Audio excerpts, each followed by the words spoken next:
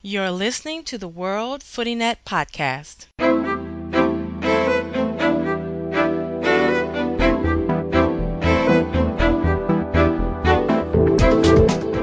Welcome to the World Footy Net podcast. You can email us at podcast@worldfooty.net or alternatively, post your comments on the World Footy Net Facebook page.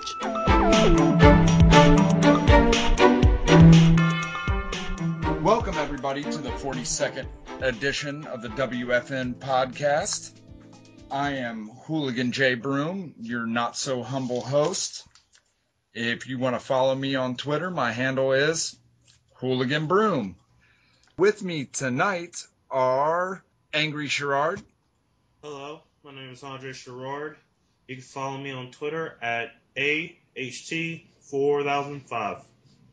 All right. We also have with us the lovely Alex. Well, yeah, so you guys can follow me on Twitter. It's at AlexV with two E's at the end.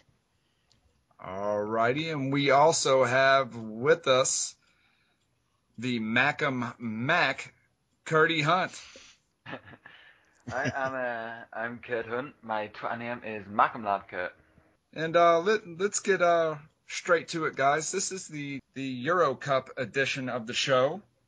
First up tonight, who are your favorites for the tournament and why? And we'll shoot this over to Andre first. The usual during these favorites, the usual big boys like Germany, Netherlands, and Spain. I mean, it's pretty much, Germany. They had a great showing in the World Cup, and most of those guys are back. And same goes with Netherlands and Spain. The main thing is just being healthy for each of these teams. You have Robin van Persie, who, as you know, who again gets hurt a lot. Yes. And if he's not able to play, then I don't know if Netherlands is going to be able to make the run that they want to make. I wouldn't trust Robin's head right now, even though, he should get over that Champions League loss. But, I'm not going to trust them. And who are you going to put Van Persie and Hunt on the field at the same time? You can make that work, but I don't know if that's going to help. And Spain, they're a favorite, but who's going to score in the early rounds? Their usual goal scorer would be David Villa. I mean, the last two tournaments, he scored like at least 3 or 4 goals just to set them up, just to get them to the later rounds. So I think, they're favorites, but they also have flaws also. Yeah, I would agree with that. Alex? Well, I would totally agree with Spain, Germany, Netherlands. Those were always on my list, and I think that the main reason is consistency. These are the teams that constantly win tournaments. Spain won the Euro before, and Germany has done very well in the World Cup on countless occasions. And with the Netherlands, I think it's just, other than Robin van Persie, they're a pretty consistent team. The players on that team are very, very consistent, and I think that those are the 3 main teams in the tournament that will definitely make it to at least the semifinals. Yeah. Curdy? Yeah, well, it would have to be, I have to say the same really, your big teams that are in it, Germany, Spain, Italy, there's some fantastic teams in it, and it almost looks like mix for little teams, such as Czech Republic, Greece, Russia. I don't think most of them really stand a chance, but I would say that my money would have to go on Spain. Either Spain or Germany, because if you take a look at Germany, the World Cup just gone, they were absolutely fantastic. They beat England, that was 4-1. Crowds. Yeah, and then they beat Argentina, I think it was, in the quarterfinals. And then they just looked unstoppable at that point. And yeah, they did go out on the semis, but they looked absolutely fantastic in Spain. Their last World Cup, that basically spoke for themselves as they became champions. So yeah, my money would have to be anyone you'd have to be on Spain. But one of the teams I'm going to look out for the most has to be the Republic of Ireland, because I've never really, given much thought about them. I've never really watched them that much. But I'm going to be looking at Spain. But to be honest, Spain, they've got Spain, Italy, and Croatia in that group, so I don't think they're going to get out the group stages. So I'll watch them over the 3 matches that they've got remaining in Euro 2012. I mean, don't you wonder if two things? Does Republic of Ireland, do they have water in their coolers or Guinness? And is anybody on that German team actually from Germany? But I digress. Our ever faithful engineer Dre Footy, what do you think? This one is really hard to tell because I think that Spain is the favorite because of their reputation in their past. But coming into this tournament, I don't think they're as strong as maybe the perception is. And so I think you got to look at sort of a dark horse, so to speak, in the form of maybe even someone like Russia. To make a note, but I'm personally going to be watching England. That's my team that I follow closely, and I just want to see with the new manager, with the players shake up. I just wonder, is that going to help them, hurt them? We're going to see a lot from the first game, and I think that team potentially could cause some upsets too. And I know that in the past, there's been a lot of people that say, hey, they start out the tournament thinking they're going to make an impression, but then they falter and fall off. But I think this year could be very interesting to watch from the England point of view. Yeah, I think you guys are missing out. Yeah, and I think we have all the usual suspects going on there, but I think we're missing out on, Poland. Not look good today. Yeah, they didn't look great. They looked good. Sneezy made a stupid goalkeeping error to get himself sent off. Yeah. That was just dumb. But I think we also, Dre, you mentioned one. I think we need to watch out for Russia. Yeah. I think we really need to watch Russia, and transitioning into who's our dark horses, Croatia. I would not say underestimate Croatia at all. I think Croatia possibly can surprise some people. And then again, at the same time, they might be a huge disappointment. But, like Euro 96, they made a run that was surprising. I think they surprised everybody. And they have the footballers and the will to do it. But Alex, who's your dark horse? Who do you think might just come up and bite everybody in the ass?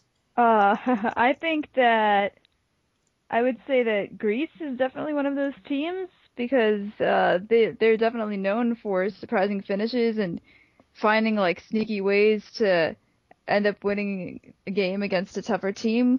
And classic examples just like the Greece are like Switzerland in the FIFA World Cup, who ended up beating Spain, who later went on to win the World Cup, and Greece ended up winning Euro 08, and they beat Portugal. But then again, that's also a con for them because that's really the only trophy that they have. That's the only serious award that the Greek team has. So I'm not sure about that. And I'd also say that Russia and Ukraine are dark horse teams, and Russia not known for really starting off fast in games, but they've got a lot of great players, and so does Ukraine. And Ukraine, being one of the host nations, obviously has the territorial advantage. And I think that both teams are going to surprise us this year. Speaking of that, let me hold you for a minute, Alex. I don't really know anything about Ukraine. Do you have any real knowledge of Ukraine? Well, I come from there, that's for one thing. Okay. And I have watched a bunch of Ukraine Premier League games, and obviously a lot of the teams there are far behind Shakhtar Donetsk and Dynamo Kiev. Those are the teams with the money, and it's kind of like Italy, I would say, the Italian Premier League.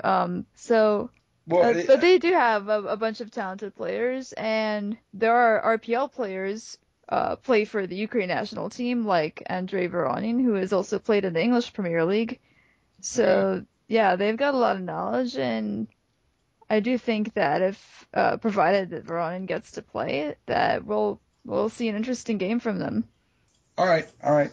Sherrard, what's your dark horse? I think a surprise I would have. I mean, we can go with the Russia and Croatia, but I'm gonna just pick somebody who's a little bit more traditional, but nobody would expect them to be a dark horse. I would think France maybe. They have a young squad. They have talent in almost every position. The thing is, are they experienced enough? Laurent Blanc said that midfield's a problem, and he had to bring Johan Gorkov at least to the provisional 28 players, even though he's hardly played.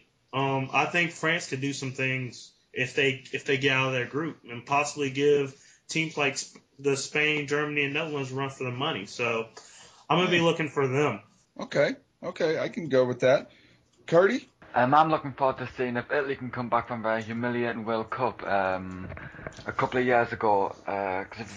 And I think they probably will be the dark horse, because they've got Spain, Ireland, and Croatia in their group, so I think they'll come second.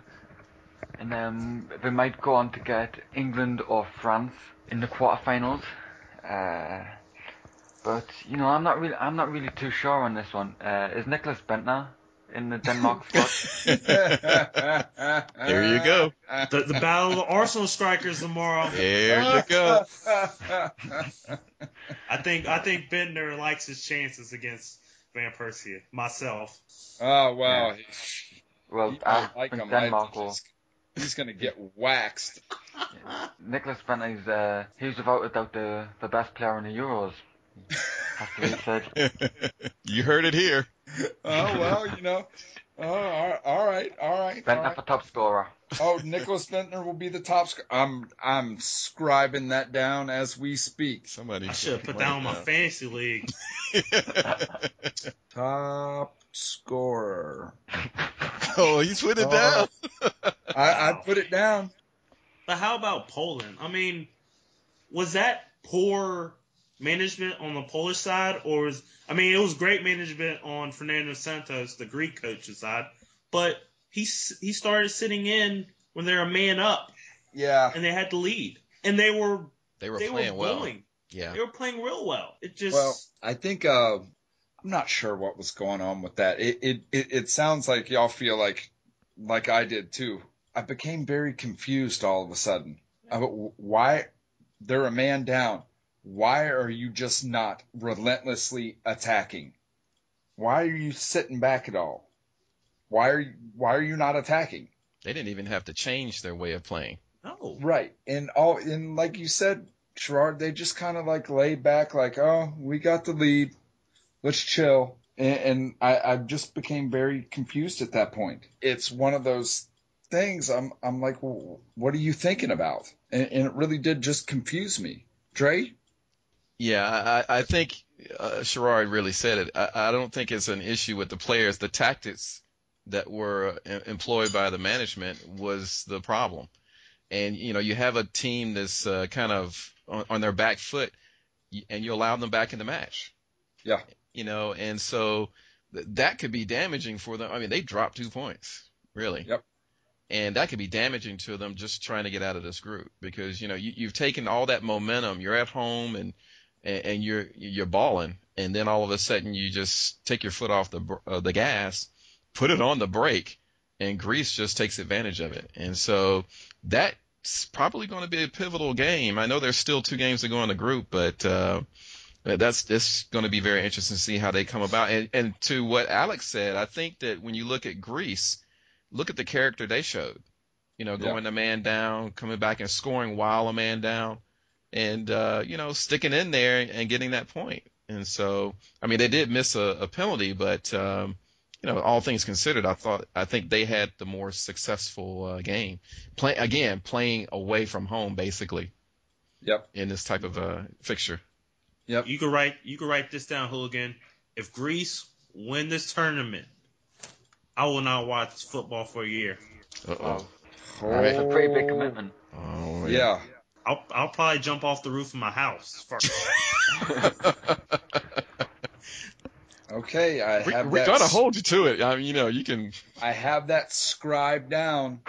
And Don't if have you- that if- jumped out of the house part. Don't keep that if out. you- well, no. Here's the Because I'm moving out and it's a large 3-story building, so I don't really want to. I was thinking you lived in the basement, so. Well, here's the thing. If we hear about you watching any football, if you lose this, and we hear about you watching any football, we're gonna pull a we're gonna pull a maneuver and we're gonna break your toes with something. That's fine. Because I can't believe in football if this terrible team wins again. I mean, that's just my last straw. I mean, as they say, we're gonna go medieval on your ass. Really, you can't believe in football with all the NASL teams and everything? Oh God! All right, let's not go there. How All right, the hell did she work that in? Oh, I don't know. I was gonna leave it alone because I have to do a job for them, so yeah, I'm leaving it alone. exactly. Hands off. Boy, right. man, if we have a repeat of 8 years ago, it's gonna be very interesting there up there in North Carolina. Yep.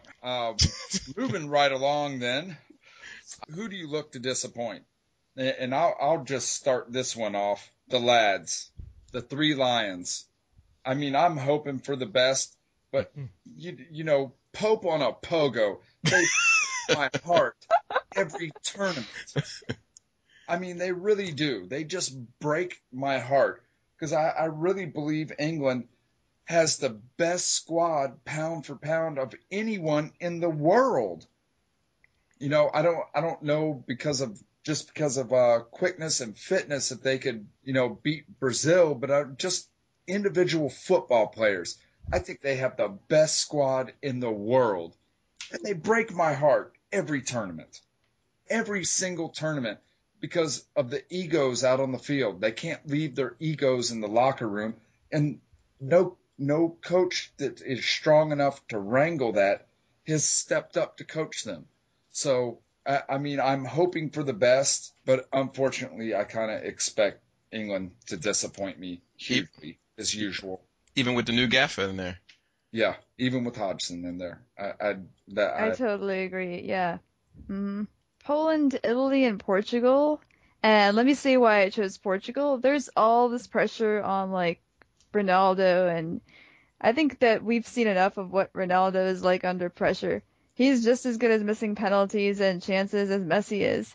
And I have to say that because of that pressure, another team that might disappoint is, like Logan said, England. Now, England's last major tournament win was 4th place, I believe, in the FIFA World Cup in 1990, and that's 22 years ago. So, and I do think that they haven't won a major tournament since because of the egos. And the situations right now with both Portugal and England, I think, are similar in that these are 2 teams that need to be able to take control of the field without relying exclusively on, like, star players like Ronaldo, Rooney, or any other players. But the difference, though, is that Portugal has done very well in the Euros. They've been semifinalists in '84 and 2000, and, of course, runners-up in '04, where they ended up losing to Greece. So I think that in terms of who might disappoint, England has more chances of disappointing us than Portugal. Okay, Curdy? Yeah, well, like I said the other day, the faith around here, it's just absolutely shocking. Every single person you talk to around here, they just say England are going to crash and burn in the group stages. I mean, we've got France, that'll be a difficult match. We've got Sweden, that won't be an easy match. Ukraine, yeah, we might do good against them, but the support that people are showing England is just absolutely shocking. And I'm trying to keep faith, but I just can't. I don't think we'll do very good. I mean, win, lose or draw, I'll stick by England, but yeah, just like the other fans. Mm-hmm. Yeah, yeah. The squad, they just humiliate the country every year. I mean, last World Cup that was just an absolute train wreck. Yep. And it's just absolutely appalling to watch. We've got absolutely hardly any support around here whatsoever because everybody knows that this is going to be a really, really disappointing year again for England.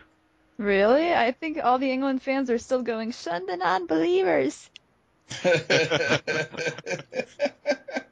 Hey, Kurt. Yeah. There's a bunch of guys in Virginia Beach who swears up and down England's gonna win. But they're English though, which just blew my mind because I was hearing when I heard them talk about it in previous episodes, I was just like, okay. And they list down reasons like, oh, Steven Gerrard's gonna be terrific. Once Wayne Rooney gets back, they're gonna do well. And I just said, oh, all right. I mean, I guess. I mean, honestly, we could say England will disappoint, but I mean, we know their squad. That's why Kurt and and everyone in England thinks that they'll probably crash out. Yeah. Because their squad's just not as good anymore. So I mean, it'll be a surprise if they make it and get to the semifinals, and it could possibly happen. These Euro tournaments are always unpredictable, so anything like that could possibly happen. I'll disagree with you, Sherrard. I think their squad is that good. Really? Individually. As a group, can they set it aside? Can they set all the bullshit aside and play together? I think that's really what's at issue here. And the answer I keep coming up with is no. They're not going to be able to set their personal agendas and their crap aside. It's kind of like, I don't even know how to describe it, but I mean, it's frustrating to watch when each of these guys is quality. I think it's a good thing Lamps is not in the squad. I wish Terry would stay home too. From what I'm hearing of the amount of prostitutes in the Ukraine, Terry could go over there and work his second job. Terry could go over there and never come back. Yeah, he could work his second job. Shangri-La. He could put on a cheap suit and start singing "I'm Just a Gigolo" and walk up and down the street. I'm going to be the one dissenter here. I think England are going to do better than expected, and I hope so. And I think, laugh at me if you want. I think Hodgson's going to be the difference this time around. He's making some decisions, maybe unpopular, and I read Sherrard's article about the assistant manager, John Terry, about his influence on the squad and the team selection, with Ferdinand being left out and everything. But I would agree that Ferdinand needed to be left out.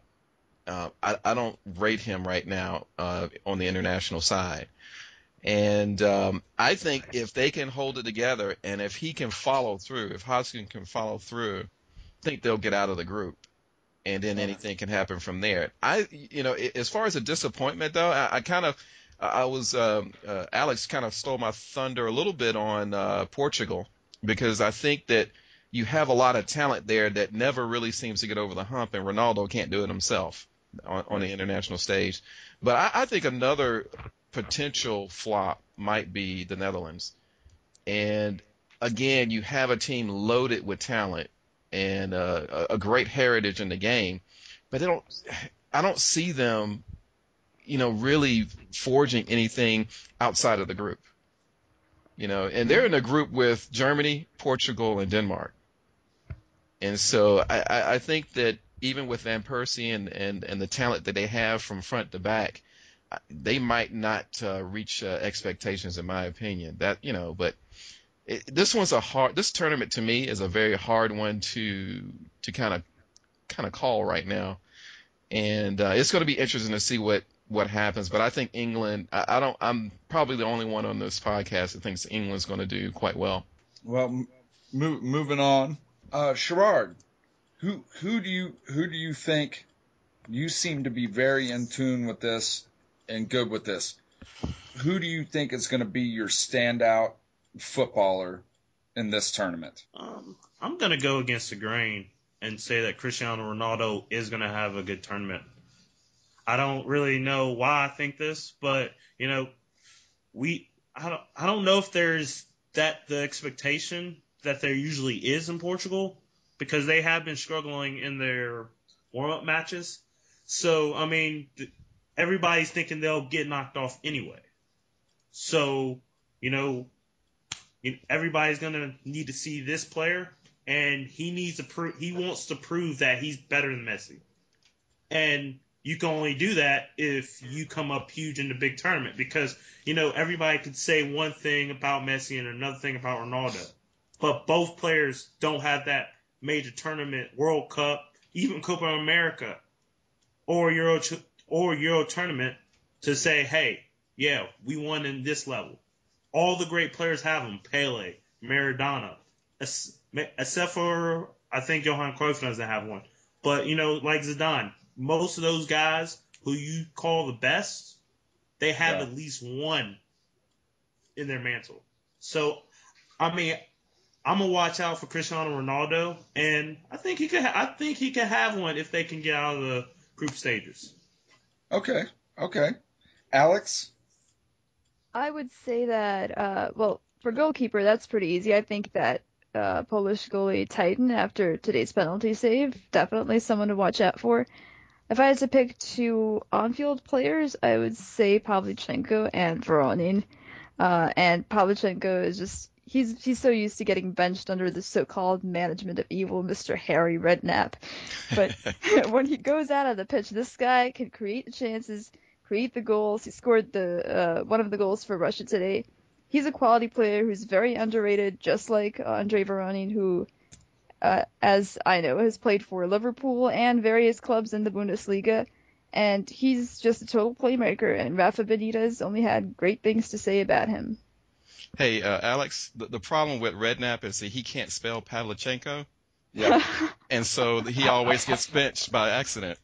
Yeah. That's the problem. Roman. Yeah. Exactly. Curdy? Come on, Curdy. Well, it is 3 a.m. in England. Yeah, he's still a daft. He's probably half drunk. I mean, I'm Still going to be the recovering same. from your 2012 day one hangover. Yeah, there you go. I'm going to be the same way in about 5 hours time, probably. Yeah. Oh man, we'll have to do another podcast when you're lit up. Yeah. All right, go on, Kurt. Sorry. I keep on interrupting you. Sorry.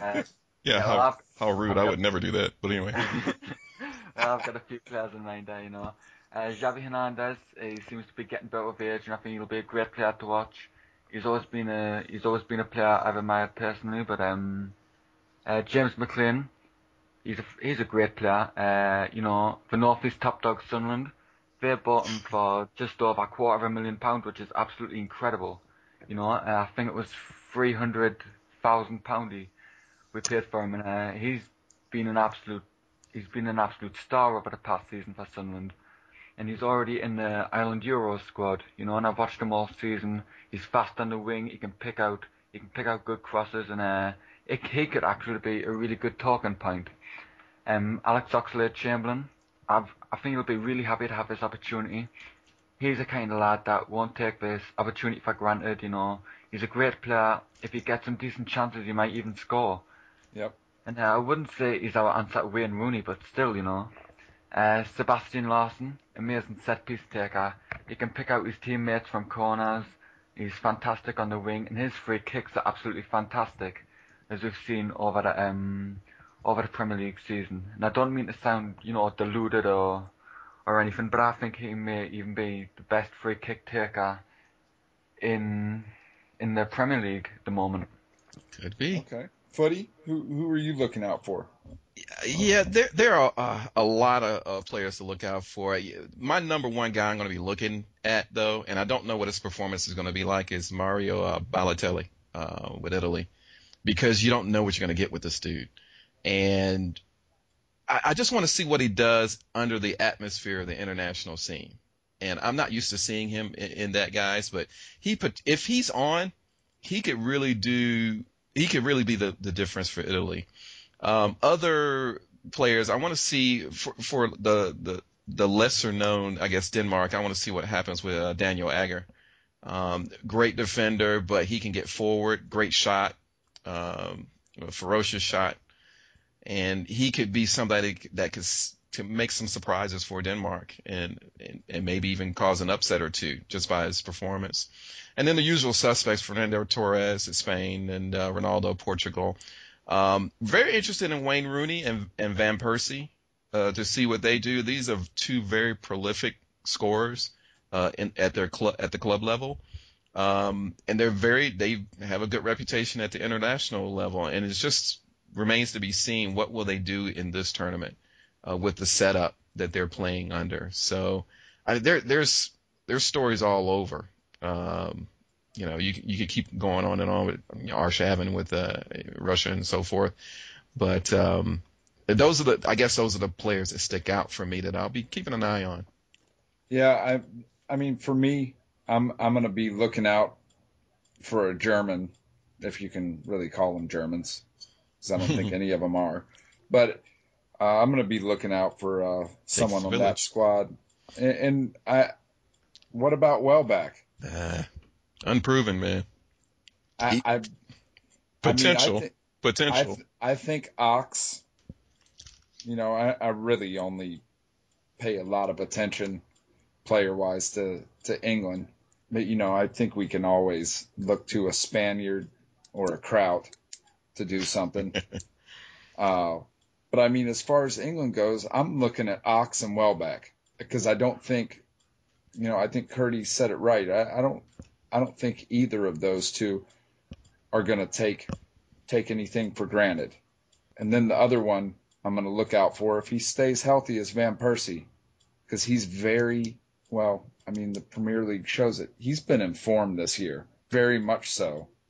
And I think if he is given the opportunity to prove himself on the world stage in a big way, I think he's going to exploit it all day. But remains to be seen. With Van Persie, he could get a twitch in his ankle and we won't see him for the next 18 months. He's been strong all year, though. Yeah, this is true. Well, right here, guys, we're gonna take a quick commercial break, and as we go to break, I want everyone to marinate on the fact that Spurs suck, and we'll be right back. Got it. San Antonio Spurs. And Redknapp can't spell Pavlyuchenko. Yeah, that's the problem.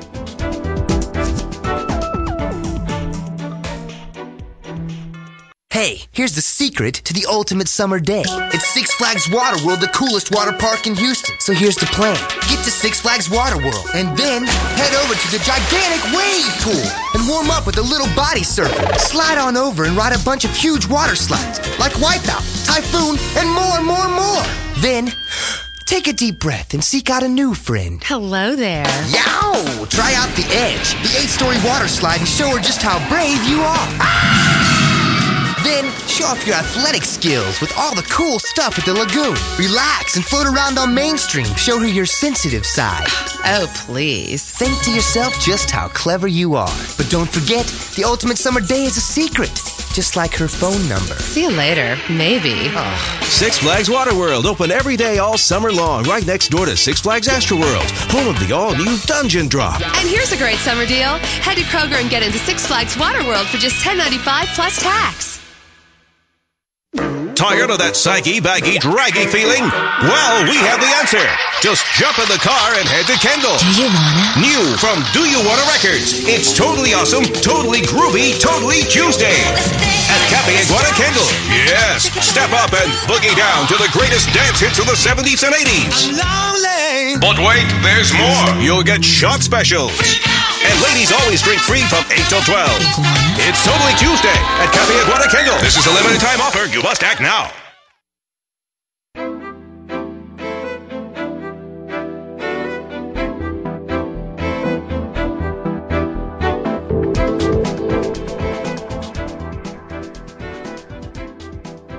Okay, and we're back.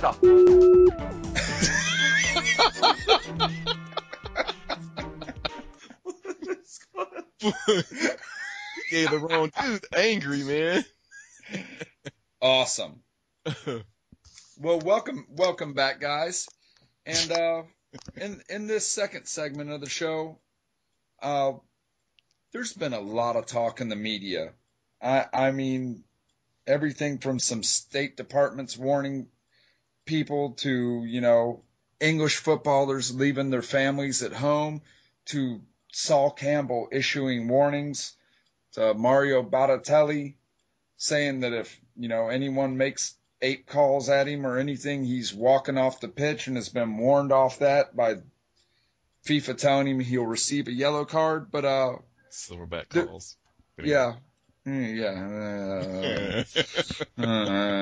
We won't go there. But, with all the talk of the racial issues, I mean, what do we think about this? I mean, we all kind of know, if you know anything about, geography, we all kind of know the basic racial makeup of Eastern Europe. And just over the years, there has been a huge rise of, quote unquote, right wing factions in that part of Europe.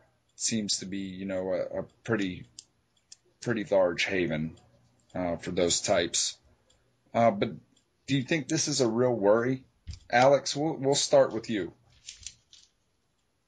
I wouldn't worry about it too much. From what I've heard in the Euro, there's like some new rule that if the referee should happen to catch like any act of racism during a game, that the game will be stopped. So, and obviously, whatever police are there would be looking out for things like that as well, especially with what happened with the Dutch team. I believe they were training and like there were people in the stands making monkey sounds or whatever, which was totally uncalled for. And but even with stuff like that, I would still say that there's a lot more racism here in the U.S. than there is abroad, because these are like singular cases with like, just hooligans on, in the stands and whatever. It's not like these players face racist remarks at every single match in Europe or like wherever they go in the streets. It's just singular cases. So I would say that for whatever cases happen during the tournament, the police and the referees are going to be on the lookout. So I don't think that there's going to be anything that persists for too long.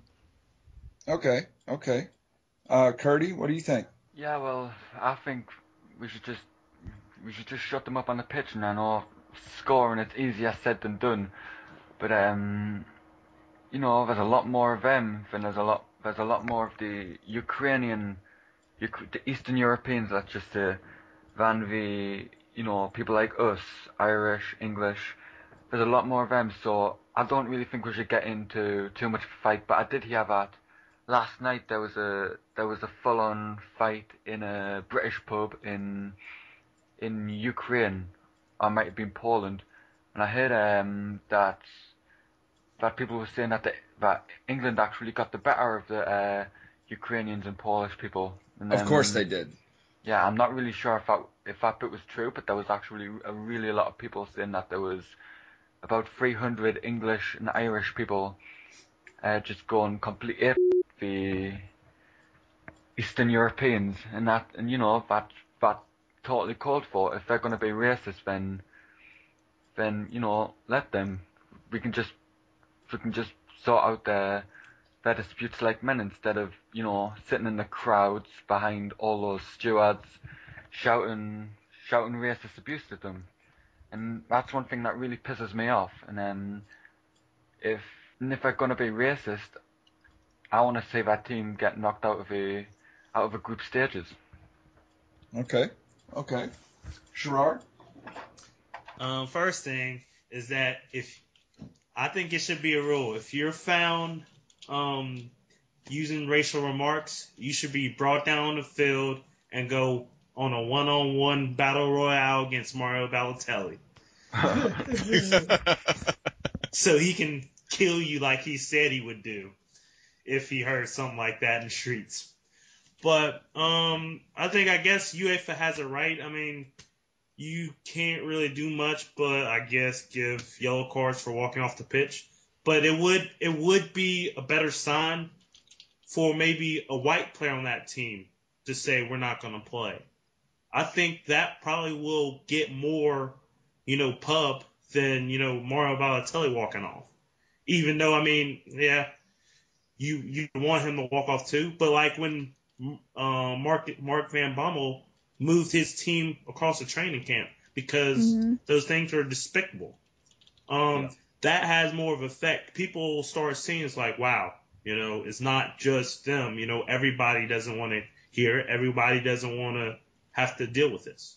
So it would be much more of a statement if a couple of the white players say, hey, I hear what's going on. They need to stop. I'm going to walk off. I don't care what you say. I don't care what UEFA says. I think that would have a bigger impact. Okay. At least in the stadium. All right. You can't help it. You can't help what happens when Great Britain comes to your country and messes you up. I mean, you can't really. Yeah, in your own backyard. Yeah. Yeah. Take liberties in your manner. Footy? This is a subject that I think is new to a lot of new fans of the game and to the public here. This is not a new problem though. And this is not isolated to the Ukraine or Poland. And there's a deep history in England, with the National Front and different things, different right-wing groups that influenced, the populace on the terraces and things like that. But first and foremost, it's not a football problem. I mean, the problem that you see with the fascists and the far right, folks, that's a societal problem.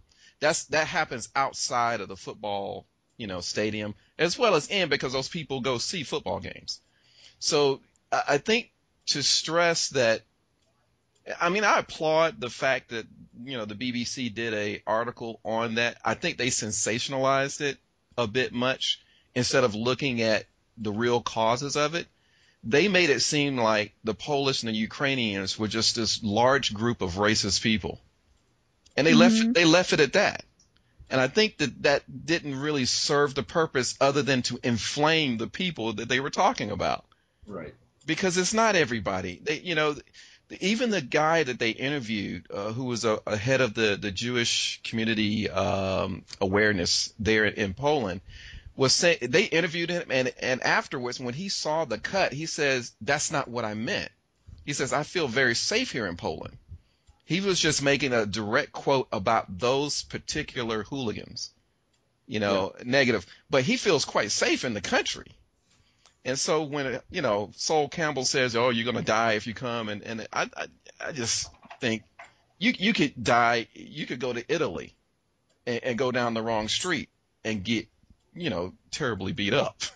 Right. There are just as many ultra radicals in Italy and in other Eastern European countries as there are in Poland and Ukraine. And just like Alex said, I'm a black guy. I grew up in the South, United States. There was the Ku Klux Klan in my hometown in Carolina. And, it's all well and good if we want to go and point the finger at them, but we sure better point it back at ourselves too and say, hey, we're about the same, So, but just to separate the two, football is football. If you want to go to the football game, you're going to be fine. The officials, they are going to take care of the situation.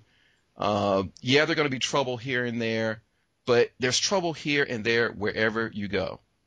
And so just get over it and deal with it. And just like Kurt says, you can handle it if you need to. But I just think it's not going to be any better or worse than other venues that are out there in other countries. That's just my opinion. And I lived in Sweden and I had to deal with right-wing, extremists on the terraces in Malmö. And that's a nice neutral country. Yeah, I think what everyone's missing here, and Dre hit it on the head, is it is a societal problem. I mean, I think we have to realize with Eastern Europe, yes, it's been out of communist control for some time now, but at the same time, it's not exactly, from all accounts that I get from people that have traveled there, it's still not a I don't know if this is the right term, but necessarily a racially diverse society in the way we would, walk down a city street in New York or any other major city or Atlanta and see racially diverse. It's culturally diverse. And, a lot of these hooligan firms that are in those areas, they model themselves off the Chelsea headhunters and famous firms like that from England who were incredibly racist, who were right-wing National Front organizations. So, I mean, that's the model a lot of these guys are using, to where, those firms may or may not exist in full strength anymore. That's the model that's being used from, the 70s and early 80s. So, they may not really feel that way, but that's the model they're using. And I think we also got to look at, the largest firm of Lazio in Italy is incredibly racist. Fascist, yeah. Yeah, I mean, they give Sieg Heils, at the game. That's a big deal. And I won't go so far as to say it's accepted, but it is there. And it's a known thing. And I think we just gotta remember that, the more attention we give it, the more they may try to grab. Yeah. And I think it's one of those things we need to be aware of it and not be accepting of it. But at the same time, they're idiots. Ignore them. Don't let them control stuff. Yeah. Right. It's one of those things. It's the same principle of, if any of y'all have older siblings, your older sibling when you were younger picked on you. And the more you reacted, the worse the picking got. Until one day you figured out, I'm not going to react. And the older sibling got bored of picking on you. Left you alone. And moved on to something else. And I just really feel, again, not that I'm saying that we should be accepting of it or okay with it or anything like that, but to a degree, ignore them. They're idiots. And maybe they'll take care of themselves somewhat, and their numbers will lessen because they're not getting any attention. Anyway, moving on. There are also warnings to traveling fans, again, about just the hooligans in general. Now, I know from however I know, it's not important. The Eastern European hooligans are a hard breed. But I mean, how much danger do y'all think the average supporter will be in? I mean, like I said, word around the campfire is many of the traveling firms from England and other places are 100% up for it. Yeah. And I think at some point with some of these fixtures that are in place, it could be really ugly because I know a lot of these Eastern European hooligans are tooled up. They're not really there to fight with fists. What do y'all think? I'll chime in. First of all, I just wanted to on what you say about the travel for the average fan. I think that what you're going to have is, if you're looking for the trouble, you're going to get it. Yeah. There. I think the average run-of-the-mill fan who's going to go to the game and go sightseeing and things of that nature in the country, they're going to be fine. I don't see they have tourists there all the time. I think what could potentially cause a problem is all the press that's out there right now, and it's causing some emotions to get inflamed that normally would not be. And I think that's the unknown, the X factor, if you will. And so, but I wouldn't expect any different, treatment of the average fan who's just going there to the game to watch a football match. I think you will see, just as Kurt brought out earlier, if you have members of the different firms here, in England who are going to travel over looking for those guys, they'll find them and they'll have it out. Yeah. And I think that's the difference. But, I think that some of the stuff that Sol Campbell said, I think was a little bit out of line. But that's just my opinion. Yeah, I definitely think it's been over sensationalized. I don't think it'll be any worse than, firms traveling for Champions League. But Alex, what do you think? I think that I definitely agree about the press. They have a tendency to rile people up in almost no time at all, whether it's here in the U.S. or abroad. And as for the hooligans, let's face it, there are hooligans everywhere. I watch the RPL and the Russian Premier League, and I'd say that, if there's ever problems there with any of the fans getting out of hand, there's always the police to take care of things. And I would say that the average supporter in the Euro would not be in any more danger than if they were like in Scotland during the old Firm Derby. Yeah, I would tend to agree with that. Curdy? Yeah, well, I've been to a few derbies myself, and it's kind of the same situation. There would be safety stewards everywhere, and to be honest, if you want to be safe, you're going to be safe. But if you want trouble, you can get trouble. That's just the way it is. I mean, if you're going over there and you're a bit scared that you might get jumped or something, then just don't look for trouble. That's the only way I can put it.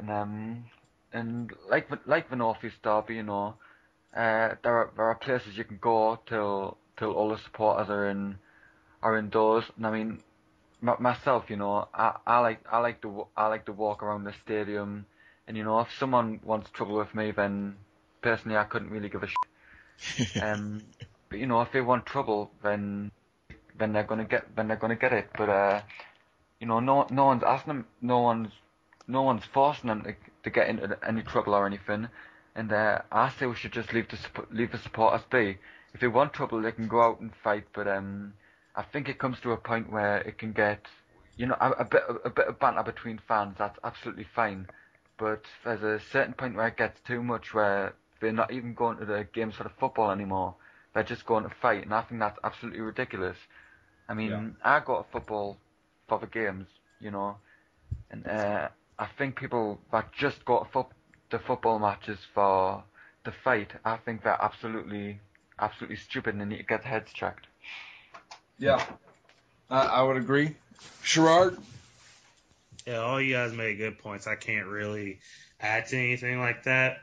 I think the casual fan, as long as they're knowledgeable about where to go, they'll be fine. I mean, there's danger everywhere. I lived in New Zealand for a year, and they just told me not to go to South Auckland at night. And I said, okay. I don't have to do that. Right. So, I mean, as long as casual fans knowledgeable and, if nothing pops off, just stay away from the people that would, the hooligans or whoever who are there just to fight, then they'll be fine. The other guys, if they're there just to fight, good luck to you. I don't know. I don't know why people like fighting so much. I mean, I don't really want to fight whenever I go out or do anything like that. So I don't know why they want to do it just to watch the soccer game. Or football match. I thought, we want to watch the football match. Right. You're a supporter of that team. So shouldn't you be worried about watching the game? Mm-hmm. That's what I always think, like, when I went to concerts and I'd see a mosh pit, like, aren't you here for the music? Yeah. I mean, late last season, well, when I say late, I mean, mid to late, I went to the Stadium of Light for the quarter-final against Everton. And when I looked, there were about 5,000 Everton fans, and this was about 2 hours before kick-off, just coming towards, shouting their mouth off. And when I had a look, there were about 50 fellow Sunderland fans just standing their ground. And I went over, I I went over with a Sunderland fans with my arms crossed, thinking, you know, they're not coming over here just to start with us. And I had two options there. I could have went over there, stand my ground, which I did, or I could have turned my back and went to the pub to avoid trouble. Which you know, fair enough if someone chose that option because they don't want to fight, but you know, you want to stand your ground and show the other supporters that you're not scared of them, even if you're not there to fight. You know, you still want to stand your ground, and that's exactly what you have to do. Yep. That's definitely fair enough. I'm not going to disagree with that at all. Yeah, I mean, and that's the thing. You know, I think what the media misses is the lads, regardless of firm, nobody's looking to get nicked, and so, you know, unless it's kind of a forced situation, you're not trying to necessarily have it in public view. You know, I mean, a lot of these things are pretty much prearranged. Hey, we're going to meet you on so-and-so street at so-and-so time, and we'll get it done. You know, the top boys talk to each other. They got cell phones, and, you know, and that's why I think the media just kind of goes way overboard with the potential danger, you know, angle that they use. I think everyone will be fine. I think it'll end up being a good tournament. And like we've all said, those that are going to fight are going to fight. There's, for 35, 40 years now, been hooligans. They're going to continue to be hooligans. They're still going to prepare for trouble and make it double. Yep. That's the way it is. And it is a part of the fabric of the culture of the game. It's just there. You know, people get very emotional about the football, and, you know, sometimes it erupts into a brawl. So I think we really just have to realize it's part of the fabric of the game, and let it go. And if you don't want to be a part of it, you have a choice. Don't be a part of it, and keep it moving. Watch your game. Go home. It's just going to be a normal, good tournament, and yeah. You know, people are going to have these precautions. You know, when Brazil comes around, they're going to be like, all this crime. You know, how are fans going to take this and that? I think it's just going to be another good tournament. Obviously, you'll have your trouble here and there, but you know that's what happens everywhere. You know, it's human condition. You know, we do things. So I think it's going to be another good tournament, and I can't wait to keep on watching. Absolutely, and I can't wait to see the YouTube videos. Anyway, with that, guys, we're going to end it here for the evening. I appreciate everyone for joining us tonight, and we'll do it again.